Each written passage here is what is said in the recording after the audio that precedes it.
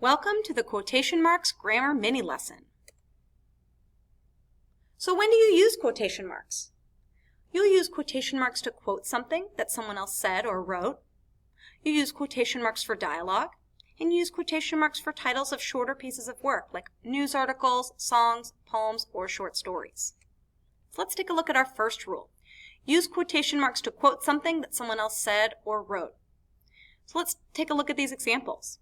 Jones argues that politics are the devil's work. So notice that the quotation marks are at the end, but that when you're using an in-text citation like this, you put the page number and the punctuation or period goes outside the parentheses.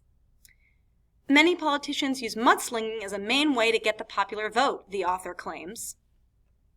And notice again that we put a comma here right before we put our quotation marks. So these are in-text citations in MLA format. This is how you might include them in a research paper.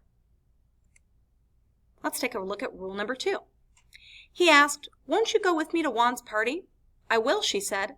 "Join you at the party when I get off work." "Excellent. I will see you there," Mark said.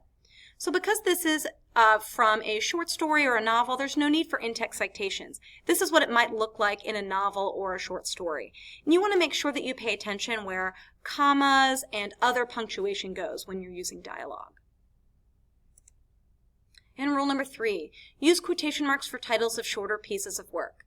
So we have the song Speechless by Lady Gaga, Still I Rise, a poem by Maya Angelou, and All Summer in a Day, a short story by Ray Bradbury. All of those would use quotation marks instead of underlining or putting them in italics like you would longer pieces of work.